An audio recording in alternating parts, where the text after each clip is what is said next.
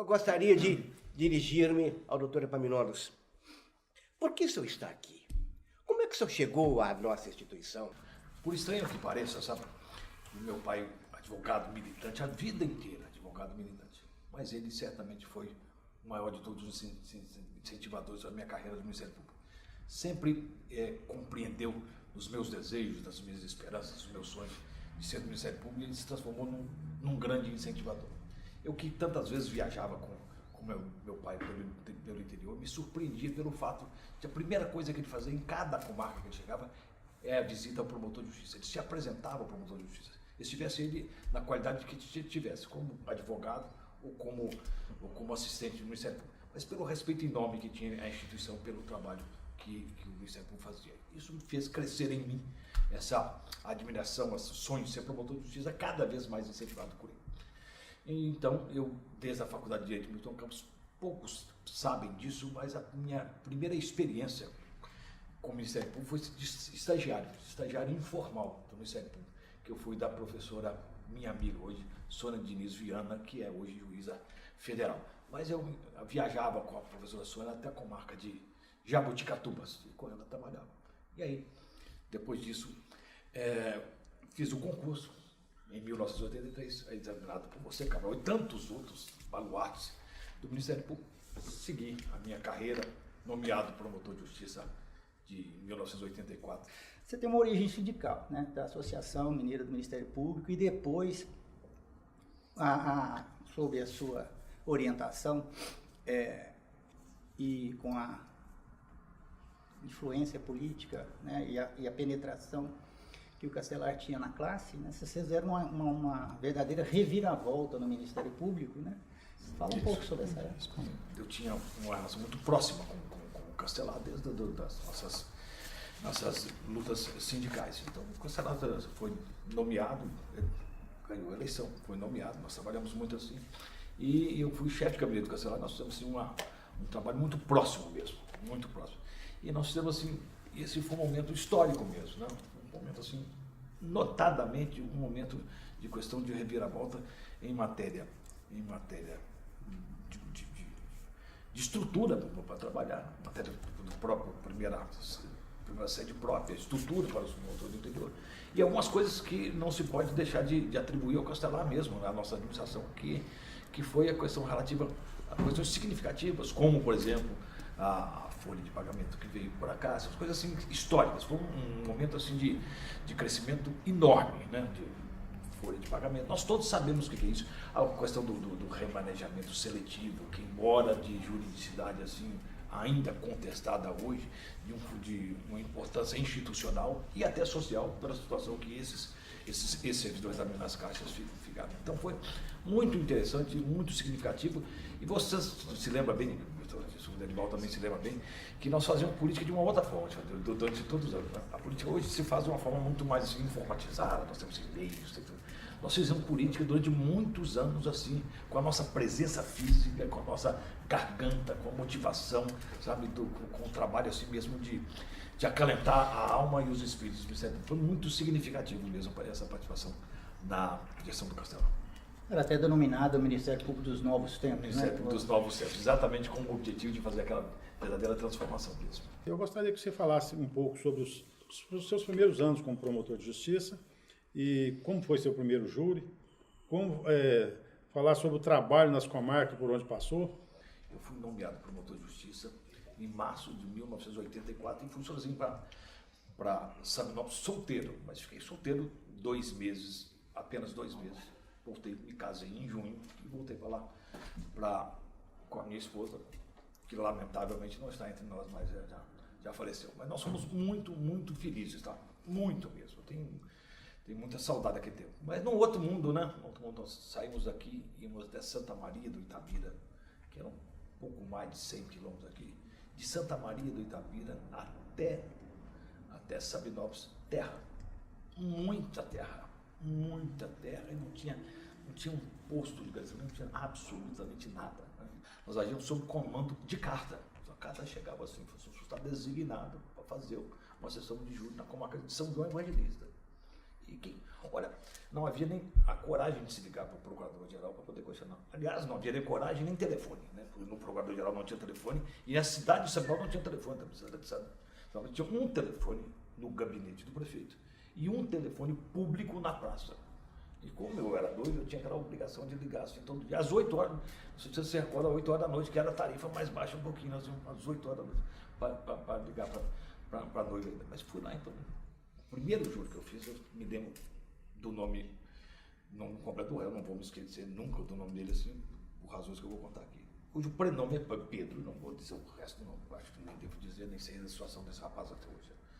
Mas ele cometeu um crime muito, assim,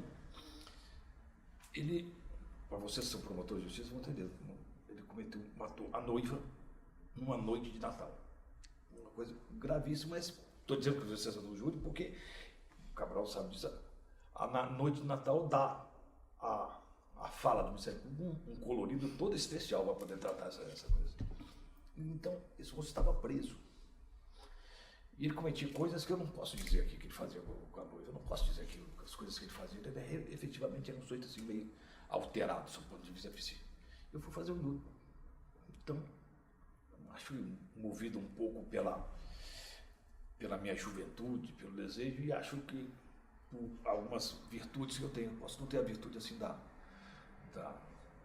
qualidade intelectual, do conhecimento, mas eu tenho assim da força da minha voz. Eu falo assim com uma altura bastante significativa. Fui fazer um júri. E de repente esse réu, Pedro, ele se levanta no júri, no pequeno salão do júri, assim, se levanta e me faz assim uma parte, me aborda assim, e eu peguei aquilo assim, peguei em cima disso, chamei o juiz, que era um absurdo, que o réu estava assim, aportando para o promotor de justiça, que ele se valesse da função de administrativa dele de presidente do júri, que me garantisse a palavra, aquela coisa toda própria do júri. Então, e eu fui falando, acho que ele ficava muito impressionado, eu estava assim, mais alto um pouco, mais pesado, uns 15 quilos do que eu tenho hoje, assim, ele ficava muito impressionado com aquilo.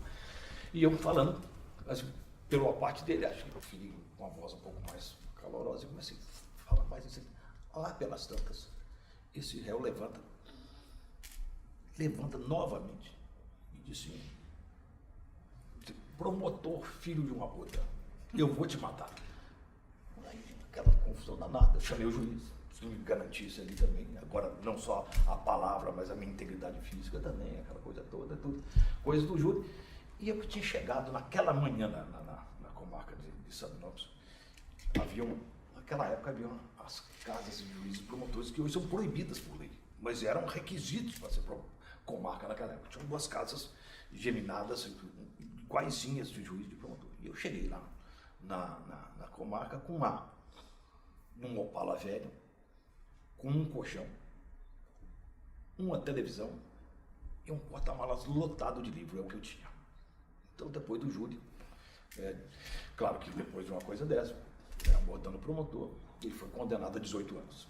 Então, eu fui embora para casa, deitei-me no colchão lá, liguei a televisão, que é o que me restava lá, 11 horas da noite. Quando bate a campainha, eu falei, gente, eu não conheço ninguém nessa terra, né? Ninguém vai bater a campainha para falar comigo aqui agora. Aí abri a porta, era o delegado. O réu estava preso. Então o delegado falou assim, doutor, eu vim aqui dizer ao senhor que o Pedro fugiu. O Pedro fugiu. Eu vim saber o que eu devo fazer. Foi, deve ficar na minha porta. Né? Porque é o que eu devo dizer. E na verdade, esse Pedro sumiu. Há algum tempo eu ficava assim, atento, né? Tinha notícias dele, assim. Embora não tivesse grande temor, assim, não, porque na verdade eu sou assim, acho que a última pessoa que ele queria ver na vida era eu, né? Mas esse homem sumiu.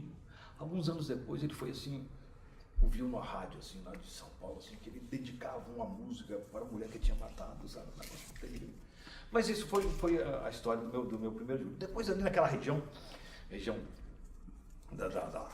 do Vale do Rio Doce, paupérrima em termos assim de indústria e tudo mais, e carente de promotores, como é até hoje, né? Então a gente ficava lá em Sabinópolis, e durante todo o tempo que eu recebeu, respondendo também com o Goianiense, o São João Batista. E a estrutura da promotoria? Zero, né? Ninguém tinha nada. Na verdade, como todos nós, eu fui nomeado, saí orgulhosamente e comprei uma máquina de escrever. Todos nós fizemos.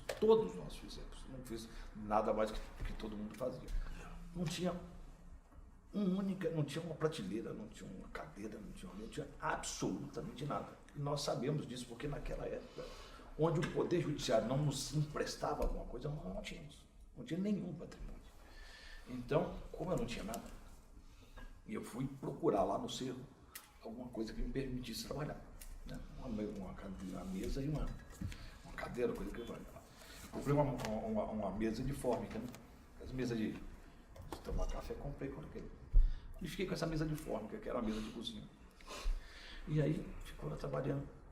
E o interessante, sabe, eu vou antecipar um pouco essa história, que depois de muitos e muitos anos passados, eu já, como procurador-geral, então, eu voltei lá no Cerro, assim, com todas as honras que me foram feitas por uma amiga prezada, que é a Vanessa Fusco Nogueira, que era a promotora, então, e me recebeu, assim, com todo o carinho, me colocou, assim, uma festa na cidade mesmo, para receber um ex-promotor de justiça que tinha sido procurador-geral. Eu fui recebido lá no Cerro, né?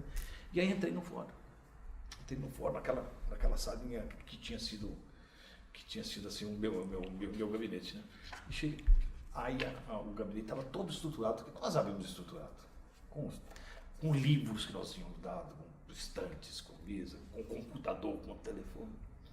E aí, quando nós fomos recebidos assim, por um café, eu fui recebido um café, o café estava sendo servido naquela mesa de fórmica, né? Quer dizer, a mesa cumpria a sua destinação histórica, quer dizer, servir café mesmo, né? Então, Mas naquela época, quando o senhor chegou à instituição, e já como procurador-geral, como era a estrutura administrativa da Procuradoria-Geral? na verdade, nós temos que reconhecer que o Castelar fez a gestão dele, se primou foi muito voltada a essa parte estrutural. Nós tivemos um avanço significativo. Vou até antecipar assim. Por isso que tem um avanço significativo, mais para esse enfoque, não exclusivamente, mas mais para esse enfoque estrutural, é que depois, quando veio a nossa candidatura para Procurador-Geral, cujo projeto eu dividi com os meus amigos, Bertoldo e Derivaldo e tantos outros, nós entendemos de chamar a nossa proposta de ação institucional. Devo dizer então o seguinte, que uma das coisas que nós fizemos, e aí sobre participação efetiva do Bertoldo e do Derivaldo também, foi a necessidade, logo nós tivemos de fazer um concurso de tantos anos, eu não me recordo quanto tempo, que não havia concurso para servidores do ICEP. Nós fizemos um concurso porque precisávamos cuidadosamente examinado com a classe cada necessidade. Nós precisamos de digamos, hipoteticamente, eu não vou guardar os números mais, mas precisamos de um clínico geral, de um psiquiatra, precisamos de X engenheiros ambientais, então, né, e coisas que vale cuidadosamente examinado. Hoje, nós temos assim, um pouco afastado, então não vai nenhum tom de crítica. Hoje nós temos uma relação mais ou menos, ao que eu saiba, de 1.000 membros, em torno de 1.000 membros para 3 mil servidores. Numa relação que eu não sei se essa coisa foi devidamente medida ou se não foi medida, tá? Essa coisa. Mas nós fizemos isso, nós tivemos a preocupação disso e algumas outras coisas que foram iniciadas com o Castelar e não tinham. Por exemplo, as promotorias não tinham telefone. Ou algumas delas, ou muitas delas não tinham telefone. Algumas pessoas aquilo era um negócio assim. O telefone era uma coisa significativa, o telefone fixo era significativo naquela época. Então, ao final da gestão, nós deixamos todas as promotorias, 100% das promotorias, nós deixamos com telefone. Deixamos 100% das promotorias. O processo que havia iniciado pelo Castelar, nós complementamos 100% das promotorias informatizadas e 100% das promotorias com todo o mobiliário renovado também. Nas promotorias do interior, na sede da Procuradoria e nas promotorias da capital também. Doutor Epaminondas, gostaria de que o senhor recordasse um pouco como é que foi o processo eleitoral, essa campanha que o senhor disse que era feita física, né? Tá com a presença física e não com os meios hoje que tem. E eu tive a oportunidade de também participar muito desse. Mas gostaria que o senhor fizesse uma síntese de como que era essa campanha, assim, no Gogó. No Gogó, nós encontramos plateia para isso. Eu me refiro a plateia, eu me refiro a pessoas interessadas em discutir as coisas do Ministério. Evidentemente que nós discutíamos também questões estruturais, questões de vencimentos, que era a nossa forma de remuneração ainda, não era subsídio, a questão de vencimentos. Claro que se discutia isso. Mas a questão prioritária era o caminho das instituições. Por isso gerava na gente assim, tanta alegria de estar presente, né? E além disso, do Gogó, nós não tínhamos nenhum tipo de estrutura que nós temos hoje. Então, vamos de avião. Não vamos de avião, não. Nós só pegávamos um carro aqui e íamos embora nessa estrada fora, assim, e com aquilo que a vocação e também, de uma forma especial, a juventude nos permitia. Eu gostaria que você falasse também, que você foi chefe de gabinete por quase 4 anos, não foi isso? Foi. Então também que você falasse sobre essa fase sua de chefe de gabinete. O exercício da chefia de gabinete foi uma das coisas mais significativas na minha vida, porque o contato, naquela época, principalmente, eu acho que se perdeu um pouco, ainda é, mas o contato de classe com a administração era feita pela chefia de gabinete. Tinha uma penetração na classe razoável, fez com que eu tivesse sido assim, também naquela época, de chefe de gabinete, vice-presidente da CONAMP, eleito para o Conselho Superior do Ministério Público, mais votado da classe, e ao mesmo tempo eu pertencia à Câmara. Por exemplo, CONAMP, chefia de gabinete, Conselho Superior do Ministério Público e Câmara de Procuradores. A gente tinha critérios, e vocês me ajudaram muito, critérios absolutamente justos que a gente gostava de fazer. Entrava um concurso novo, olha, todo mundo do concurso novo vai para as regiões mais sofridas. Então não vai para o Vale do Quitionha, vai para o Mucuri, vai para o norte de Minas, vai para o Rio Doce, que eram e ainda são os lugares que mais se tem carência de ministério. Quando fazia um outro concurso, e 0 de promotores ficava na capital, 0 de promotores substitutos, ninguém ficava na capital. Aí depois, um novo concurso, eu ligava para cada promotor de justiça que estava lá no Quitionha e falei, olha, agora é a sua oportunidade de escolher entre outros promotores, qual que você quer ficar. Então eles desciam, né? Eles desciam para o sul, para a zona da mata, onde eles iam atender às suas conveniências, os seus desejos. E aí os novos promotores iam fazer isso. Então, esses são um critério assim, justos aqui, que a classe compreendia, né? e respondia positivamente. Então, esse foi um momento muito rico e de maior aprendizado da minha vida política foi isso. Eu consegui construir efetivamente uma relação muito próxima com promotores, com então jovens promotores, que hoje são velhos promotores de justiça, mas que mantêm comigo assim, uma relação de muito carinho, muita atenção comigo. Então. A primeira gestão do senhor teve início em 95, né? Você foi nomeado em 95, a nossa lei orgânica em 94. Quer dizer, a sua gestão herdou a responsabilidade objetiva, né, de implementação de grandes novidades. Então, assim, essa implementação da Lei 34, como que ela se deu? Assim? Nós vivemos aqui exatamente isso. É uma época, assim, houve uma mudança significativa, todo mundo sabe disso. Né? O lugar comum de qualquer discurso hoje de Ministério Público é dizer do Ministério Público diante de 88, depois de 88. É lugar comum, todo mundo fala sobre esse negócio, até de uma forma cansativa. Mas efetivamente o que acontecia. A 8.222, ela não atendia mais a questão da realidade constitucional do Ministério Público. Então, houve uma necessidade de implementação de tantas e tantas coisas que ao longo do tempo nós fomos fazendo o que era assim, tradição entre nós, assim, preceitos intocáveis, como, por exemplo, nós tínhamos a questão do respeito ao remanescente, que foi imposto depois em lei, que era apenas uma velha tradição nossa, a questão do quinto para ser votado nas promoções, que é uma questão constitucional, mas ao longo do tempo foi implementada assim, em fatias de quinto também. Eu devo destacar com uma alegria enorme, tive a participação próxima do Bertoldo Derival na questão do apoio comunitário. Né? Sim. No apoio comunitário. nós não tínhamos lei para fazer o apoio comunitário.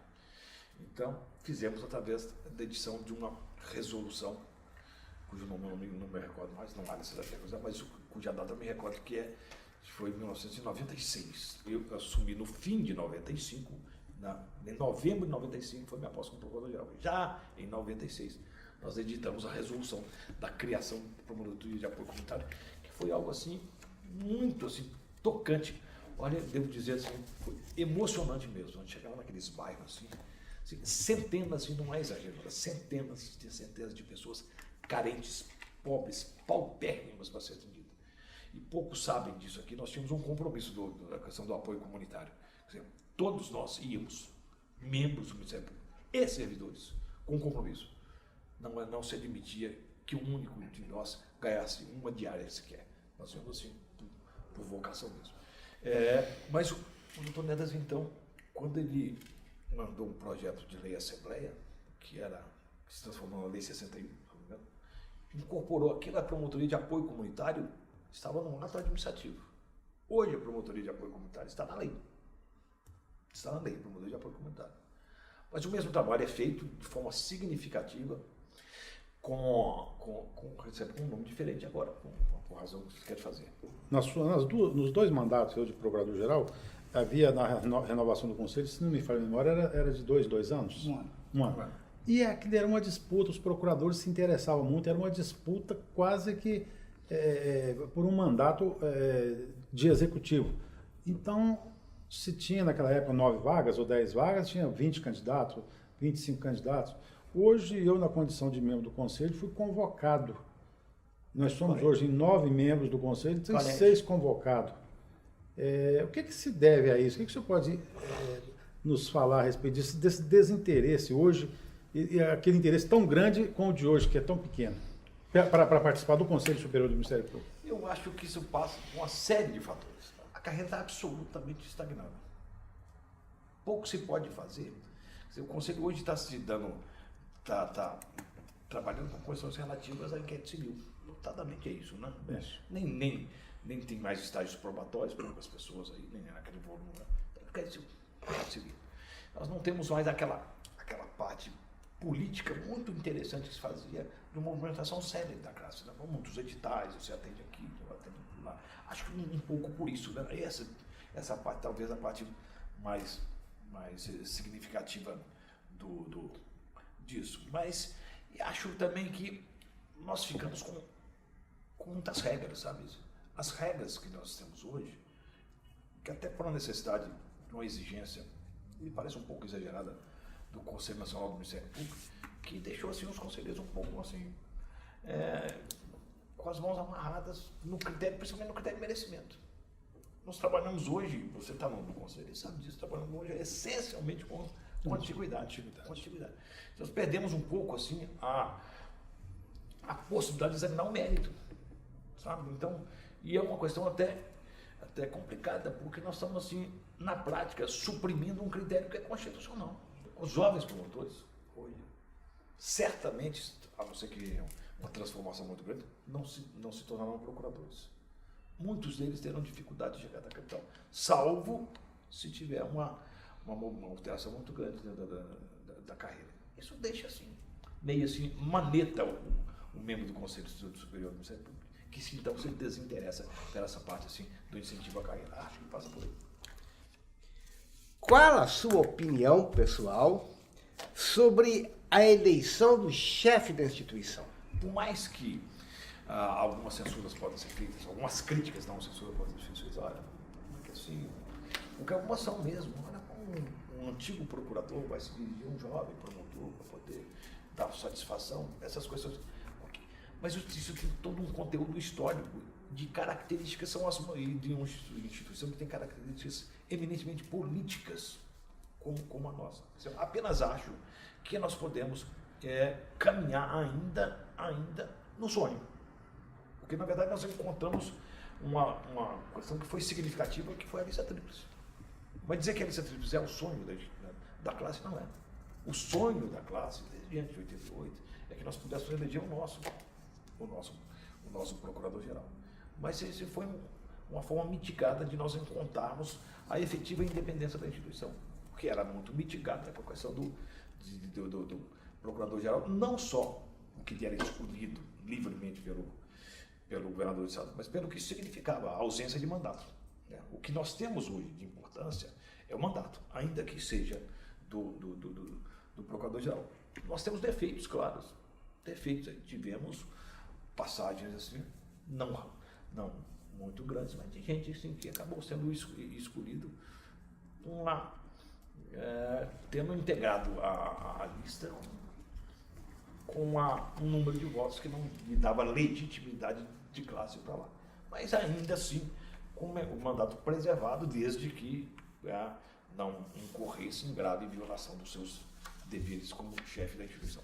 Então, acho que nós temos a preservação do mandato como algo de muita importância, e acho que o caminho será o caminho assim, da luta ainda para que seja o indicado. Nós ficamos ainda com essa questão que juridicamente a gente encontra dificuldade de explicar. Porque, olha, se o Ministério Público é uma instituição independente, autônoma, com autonomias constitucionais de cunho funcional, administrativo e financeiro, que desvincula inteiramente de qualquer dos poderes do Estado.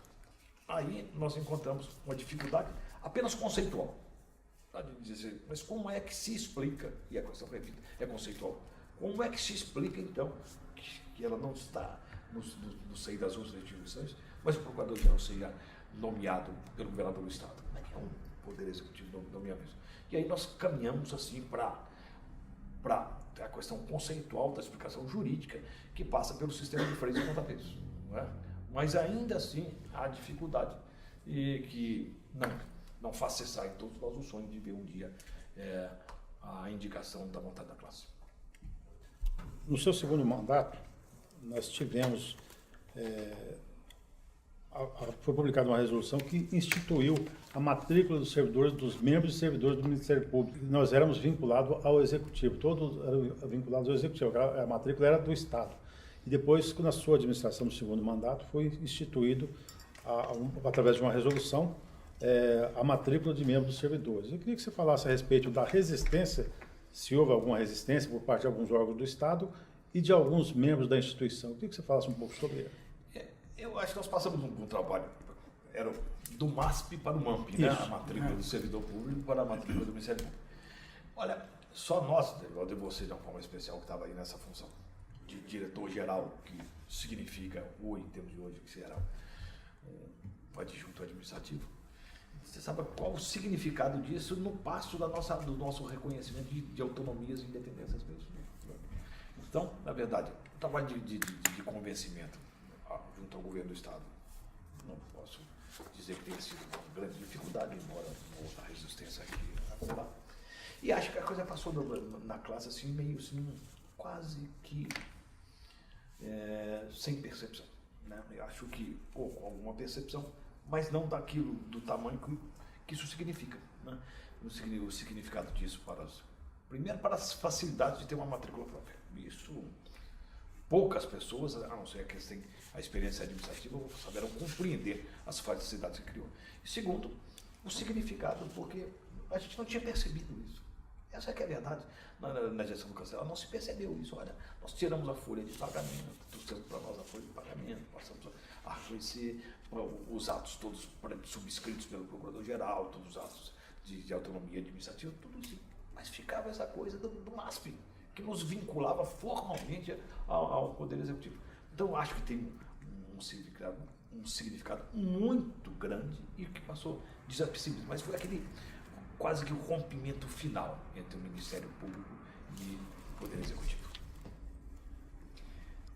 Doutora Epaminondas, o senhor exerceu, eu falo de conhecimento próprio, o primeiro mandato com vamos dizer, uma oposição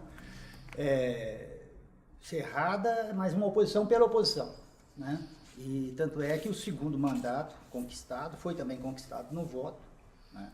É preciso dizer que o senhor foi procurador-geral 2 vezes escolhido pela classe, né? E só apenas, então, somente formalmente nomeado pelo governador.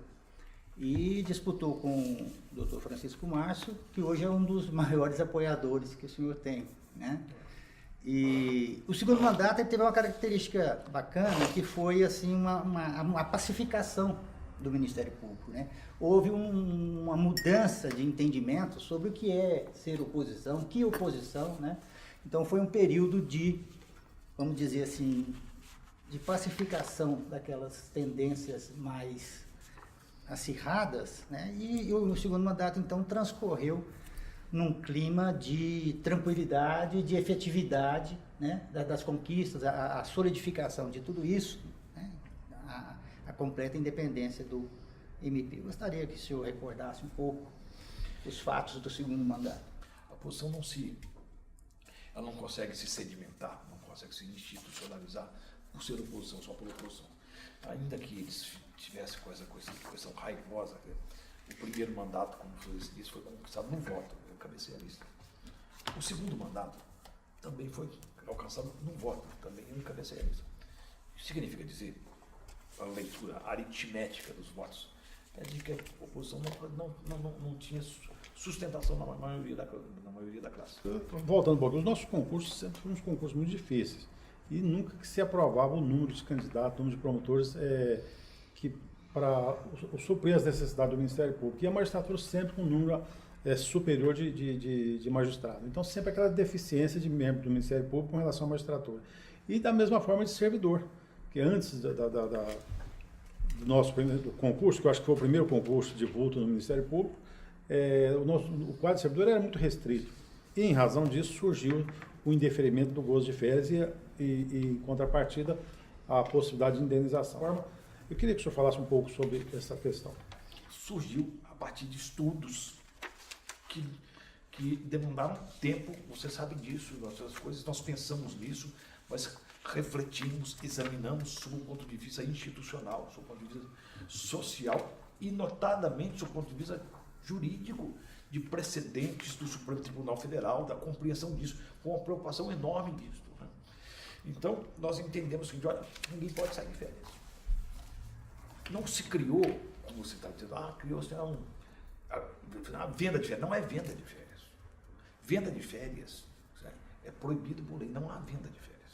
O que nós criamos foi o seguinte, nós indefinimos o gozo de férias, que é um direito social, tratado dessa forma na Constituição como direito social. A partir do ato que a administração indefere o ato, indefere um gozo do direito social, ela fica no dever de indenizar. Essa é a questão que foi feita. E nós fizemos um período, se eu não me recordo, será a resolução 17 de 1999. Então nós fizemos a 17 de 99, indefinimos, se eu tiver equivocado em alguma coisa, você me corrija, mas com um período prolongado, 6 meses. 6 meses. Nós não fizemos um indeferimento pontual, você não vai sair de férias em dezembro. Não sairá de férias no próximo semestre. Certo. Não bem, porque há um interesse prolongado no tempo. Então, ao que eu me recordo dizer também, os efeitos da minha resolução, eles prosseguiriam depois do meu mandato. Eu editei a resolução durante o meu mandato e depois do meu mandato já estavam os efeitos. E o que você disse, muitos criticaram esse tipo de coisa, porque na verdade, através da visão equivocada do que estava sendo feito. Venda, e que não é venda, é indenização pelo deferimento do ato. Mas alguns que criticaram assumiram imediatamente a procuradoria de depoimento. E foi mantido. E de lá para cá, isso em 1998, portanto já há 18 anos, não há um único procurador geral que tenha sucedido, que não tenha repetido o ato. Todos repetiram. Aliás, a gente deve dizer assim, o que nós criamos aqui, hoje não é feito, não é só no Ministério Público, não sabemos ser feito. O próprio Poder Judiciário faz. De uma forma com que se pode fazer. Né? Como se deu a sua nomeação para procurador-geral? Primeiro, o meu nome chegou ao Palácio. Acho que dei ao Palácio um primeiro conforto, de ser o integrante mais votado da lista. O segundo conforto que eu acho que chegou ao Palácio era o conhecimento que o Palácio tinha a meu respeito. Eu já atuava assim de uma forma intensa, por exemplo, a partir da chefia de gabinete, essa coisa. E nomeado pelo governador, ele disse, olha, eu sou profundamente assim, reconhecido, sabe, e sensibilizado pela escolha que ele fez do meu nome, sabendo que, embora fosse o primeiro da lista, ele não tinha a obrigação legal de nomear. A lealdade que eu posso dedicar, eu disse a ele, só é mitigada por uma questão. É o interesse da minha instituição, da minha classe. Da segunda vez, eu já tendo convivido com o governador 2 anos, a comissão foi até um pouco mais singela, né? Naquela época, sabe, aconteceu uma coisa muito, muito interessante, de certa forma não era pioneira, mas de certa forma nova, porque eu fui nomeado por um governador, e o governador que me nomeou não foi reconduzido, ele perdeu a reeleição, e quem ganhou a eleição foi um candidato, que era Itamar Franco, que não era da mesma linha do governo anterior. Então, eu fui convivi durante um ano com o governador, que era de oposição ao governador que havia me nomeado. Então, havia ali naquele momento um exercício muito interessante para a questão relativa à própria independência do Ministério Público. Né? Um governo novo, que haveria de respeitar o mandato constitucional. E as coisas fluíram absolutamente normais. Acho, invoco aqui o testemunho do Denivaldo, que cuidava dessa área, as coisas fluíram sob o ponto de vista de respeito e principalmente do ponto de vista orçamentário e financeiro, de forma absolutamente tranquila, tanto que nós tivemos conquistas muito significativas nesse último ano de mandato, que foi em 1999. No primeiro semestre do seu primeiro mandato, nós sugerimos naquela época uma inovação no serviço público do Estado, praticamente foi no serviço público do Estado de Minas Gerais, mas principalmente no Ministério Público e na magistratura, que não tinha, que seria a antecipação, que perdura até hoje, antecipação de pagamento da gratificação natalina. Fala um pouco a respeito. Que hoje aí é feito com uma questão quase que automática. Os equipamentos fazem isso, né? Você vai no computador e faz isso aqui, faz a opção. Mas naquela época era uma forma de atender as necessidades de algumas pessoas que no meio do ano precisam de ter dinheiro. E mais, né? Não era só antecipar aquilo que fluiu metade do ano, já era justo, legal, que ele pudesse antecipar, querendo a metade da gratificação natalina, o que acontece até hoje também. Né? Hoje as coisas estão segmentadas de uma forma normal. Quando eu digo assim que essas coisas não ficam, se perdem na história, não estou querendo com isso nenhum tipo pensar, porque o reconhecimento foi de questão, mas o registro histórico. O registro histórico é muito interessante, as coisas têm que ser feitas assim mesmo. As questões administrativas e políticas são feitas assim, são criadas, sedimentadas, atendem à instituição pública, que permaneçam, sem que nenhuma pessoa seja referenciada por isso. Mas se nós estamos aqui exatamente para um registro histórico, fica o registro histórico que isso foi feito na nossa gestão. Eu me recordo que eu estava presente no dia em que o doutor Epaminondas inaugurou a primeira sede independente do Ministério Público de Minas Gerais, que foi próximo ao fórum. Eu gostaria que falasse sobre isso e qual foi o resultado daquela ideia que o senhor aqui implantou. Isso é história. Nós todos sonhamos desde os idos do tempo do Cabral, que o ingresso no Ministério Público foi muito anterior ao nosso, claro, porque ele foi meu examinador. O Fórum de Belo Horizonte, já foi inaugurado assim, defasado. E quem sofria com isso? Os promotores, com toda a razão. E quando não há nenhuma queixa, com toda a razão, os donos da casa se acomodavam, claro, os juízes, e nós ficávamos ali naquela situação, né, salas assim. Então nós pensamos isso, e pela primeira vez na vida nós saímos. Hoje nós temos aí um projeto sedes próprias, que merece todos os nossos louvores, e é mesmo, né? Construção espetaculares. Né? Mas a primeira experiência foi nesse prédio da rua Timira, Guajajaras, a 20, 30 metros do fórum. Né? Então, esse foi o embrião mesmo desse projeto. E além de libertar-se para o conforto dos promotores de justiça, há por trás disso um objetivo muito maior. O Ministério Público com porta para a rua. Tá? Esse é fundamental.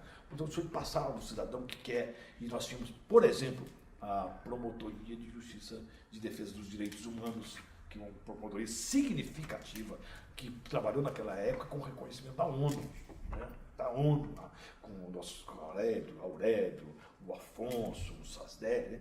Com porta da rua, o cidadão que estava agredido assim, nos seus direitos humanos, ele tinha direito de chegar na porta, assim, não tinha que passar na cataca do fórum para saber do promotor. Isso tem um significado extraordinário e ganhou esse vulto que ganhou hoje, sabe? Muito significativo. 17 anos passados, né, a estruturação, né, o modo de atuação das promotorias de justiça. Você lembra que era um trabalho que você chegava aqui no fórum, havia assim, você chegava, não sabia para onde que você ia. Né? Então, geralmente, você ia para os lugares que estavam assim, né? Você chegava promotor criminal de Uberaba, por exemplo, e pegava aqui uma vara de família. Né? Você tinha que... Então, nós fizemos uma estruturação das promotorias por área de atuação, inclusive dentro do cidadão, né?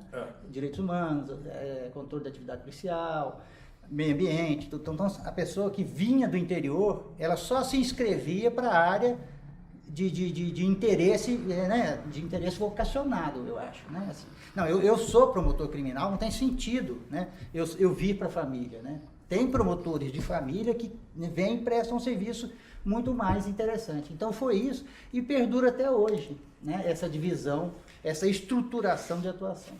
E nela, uma outra coisa que fica para o registro também. Todas as vezes nós pensamos tanto assim, olha,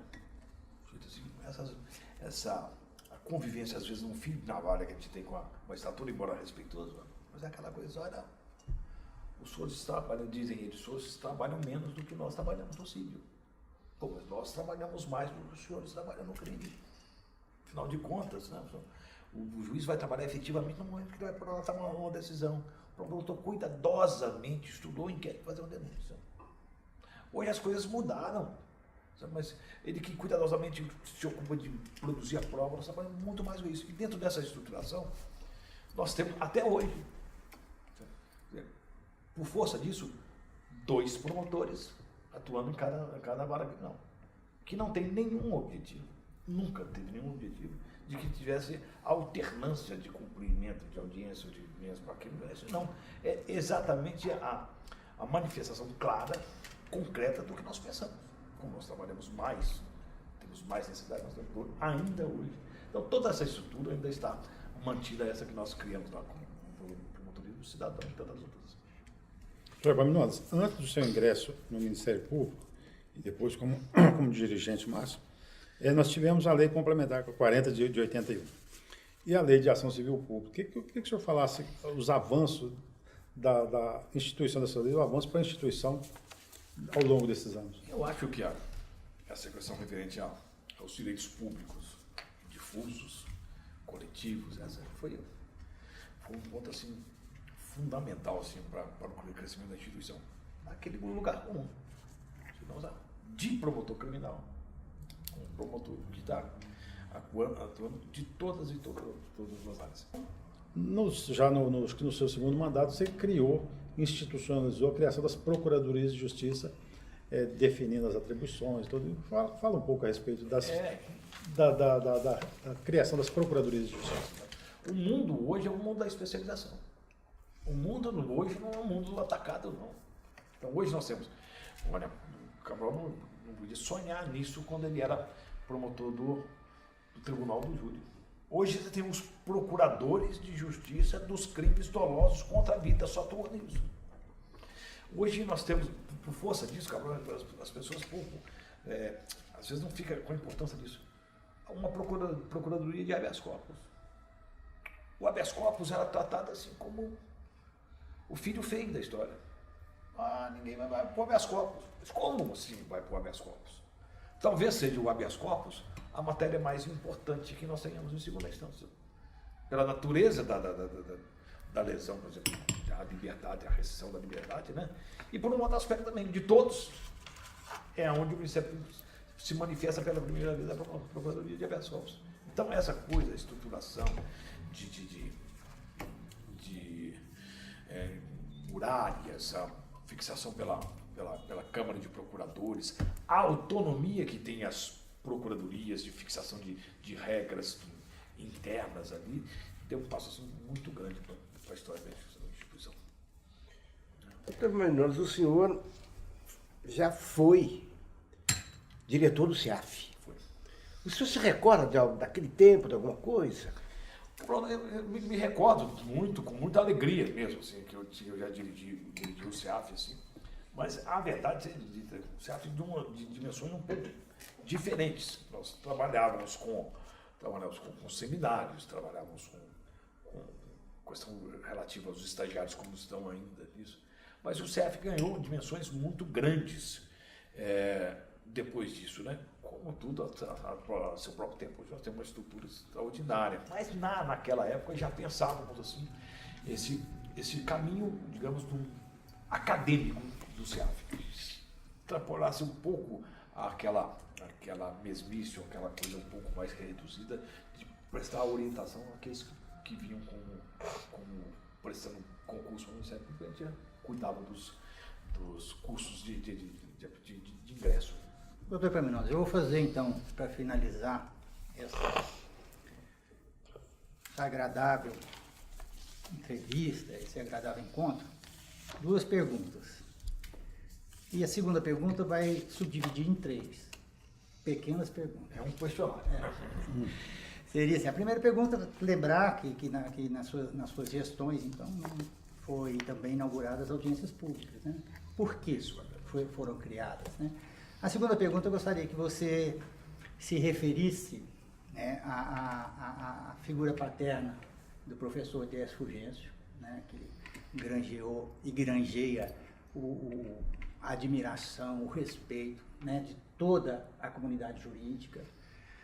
A outra pergunta é que você falasse por que um magistério trintenário, né, que você disse.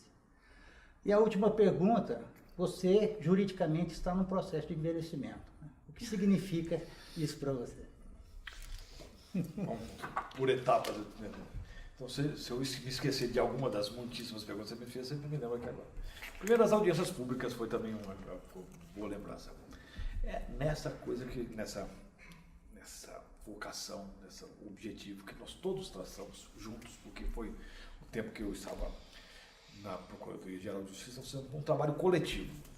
Como tem que ser nenhuma administração das dimensões do século, não pode ser dessa forma.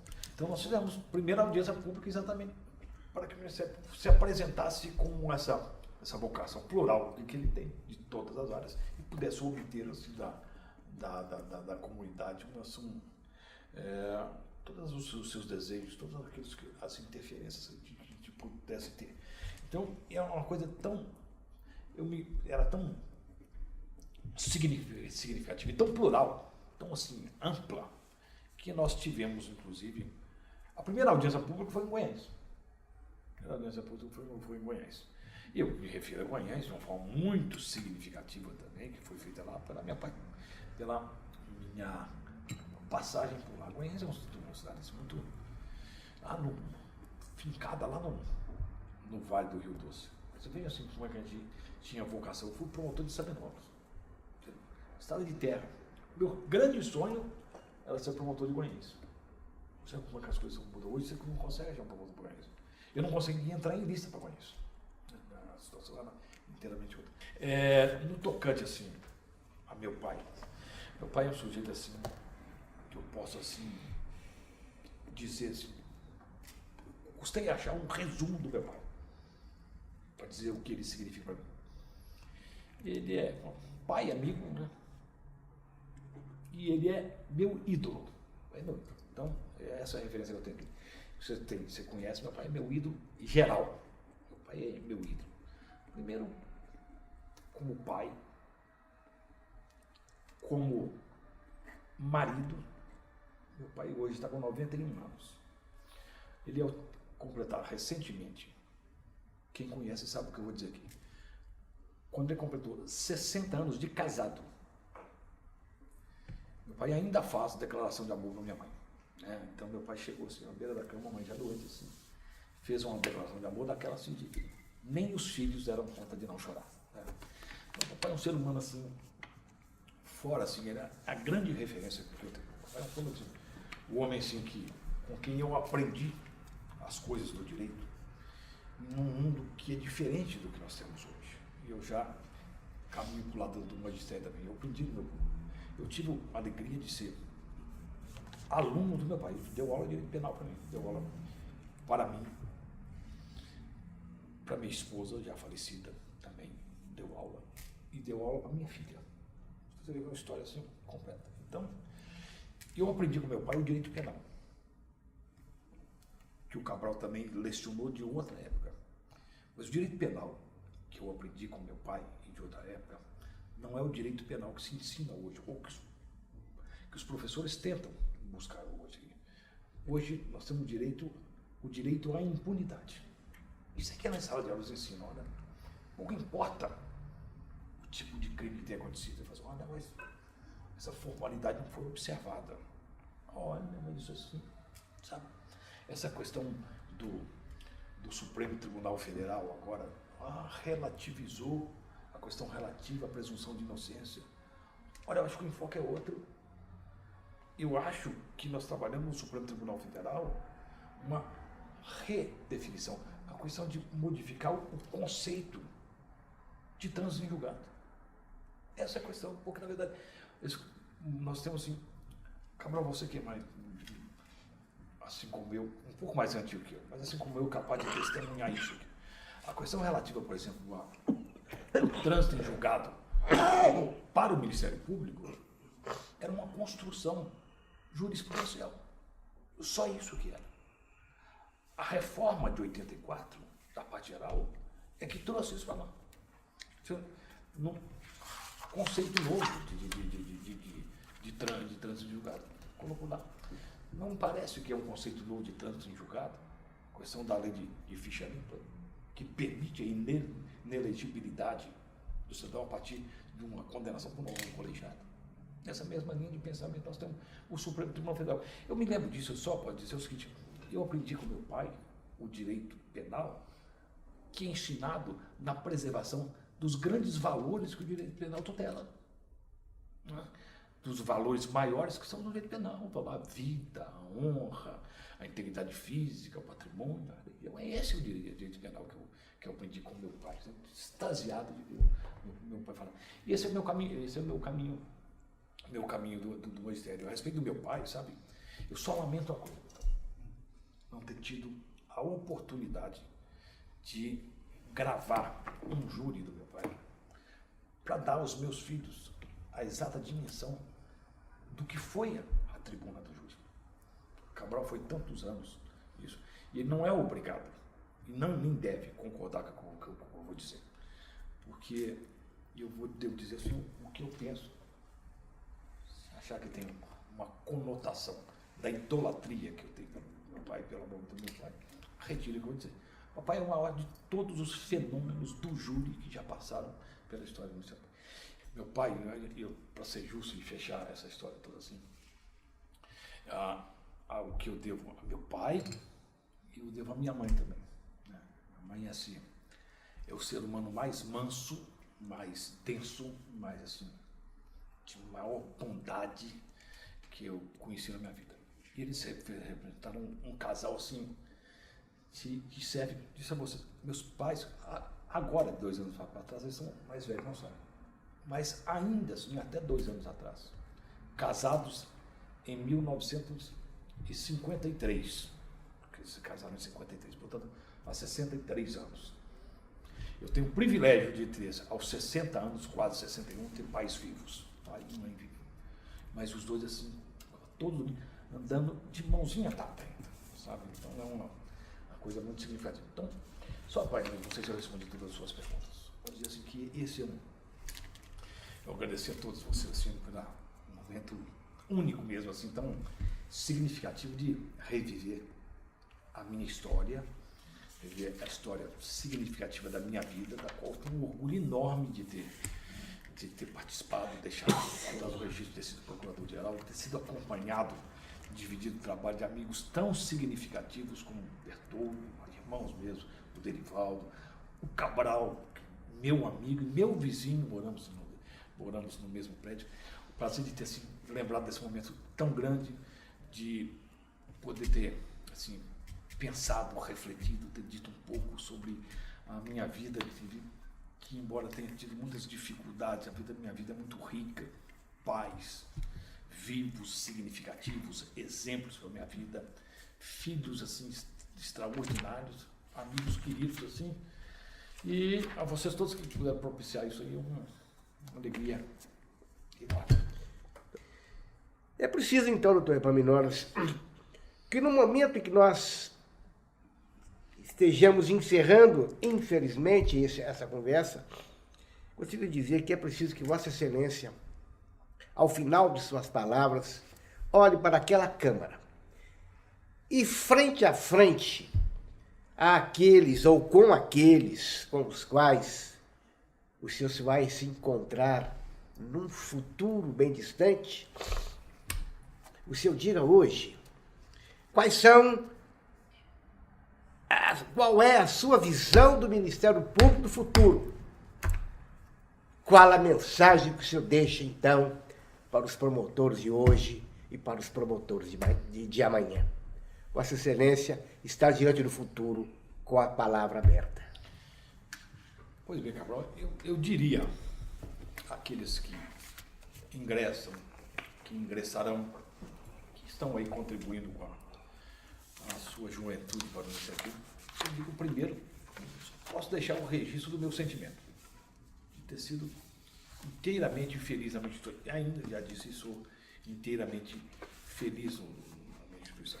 Acho que nós temos missões muito importantes ainda, que exigem muita coragem de quem administra o Ministério Público. Nós temos, assim, acho que nós vivemos uma necessidade de promover um redesenho do Ministério Público. Nós precisamos rever a atuação em vários aspectos. E, para começar, devo dizer, a atuação em segunda instância, por exemplo, precisamos repensarmos isso. Mas isso é um trabalho a ser pensado, a ser idealizado por todos que ingressarão, que ingressam, que farão o futuro do Ministério Público. A mim, nesse momento agora, cuja missão é do registro do passado, né? Do registro do passado que eu pude contribuir, vai apenas a certeza de que essa é certamente a instituição mais digna desse país, em que a gente consegue contribuir com trabalhos significativos que se podem. O grande caminho do Ministério Público é o caminho assim a ser prestado como esse que tem sido feito hoje através do Ministério Público, do apoio do Ministério Público itinerante, que foi pensado como Ministério Público comunitário. Quantas coisas podem ser feitas em favor do cidadão? Já não há mais espaço para o Ministério Público assim, do silêncio do gabinete, da frieza do processo sem a compreensão dos dramas humanos que se pode resultar disso. Muitas vezes eu dizia, sabe, e tenho a oportunidade de dizer assim, um pouco mais claramente sobre isso. Muitas vezes, enquanto procurador-geral, eu dizia ao grupo de promotores, eu falei, olha, só será promotor de justiça aquele que um dia se diz sentir ódio do réu. E algumas pessoas assim se incomodavam, mas como assim? Eu não me refiro a um promotor de justiça passional. Eu não me refiro a um promotor de justiça assim, parcial, que não compreenda os dramas, ao contrário. Eu digo promotor de justiça que consiga ter ódio do réu, é o promotor de justiça que seja capaz de estar assim na sociedade e consiga absorver o sentimento da sociedade nesse sentido. Tudo que a sociedade pensa a respeito de um réu, por exemplo, de que o trabalho que ele tem que fazer, de lutar às vezes pela decretação de uma prisão ou pela liberdade provisória, mas que possa refletir assim a palavra, a manifestação, exteriorização do que efetivamente pensa a comunidade. Eu creio, hoje é um outro Ministério Público que não tem como voltar atrás, mas dentro hoje nós temos o chamado kit do promotor de justiça que vai para o interior e tem um laptop, com toda razão tem um laptop, tem uma situação um pouco melhorada, mas dentro das nosso kit de promotor de justiça nós tínhamos a máquina de escrever, nós tínhamos um envelope, a nossa vontade, o nosso desejo, e nos acompanhava também, eu sinto falta disso, nos acompanhava um caminhão de mudança, sabe? Todas as promotorias que eu cheguei com a minha família e com um caminhão de mudança, onde pudesse assim, buscar assim, todo o sentimento, todo o desejo, tudo aquilo que o promotor de justiça, que a sociedade desejasse do promotor de justiça. Eu desejo muito, sabe, muito mesmo, que todos vocês não percam jamais isso, a compreensão do desejo, da necessidade, de toda a fé e toda a esperança que a sociedade deposita em cada um individualmente e na instituição como um todo. Desejo que todos sejam assim tão felizes como eu fui e como eu sou no Ministério Público. É o que eu desejo a todos vocês.